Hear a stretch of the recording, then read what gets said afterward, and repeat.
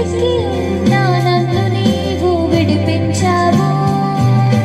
పాపంలో నుండి నన్ను విమోచించుటకు ఆ ఘోర సిలువలో నా మరణించావు.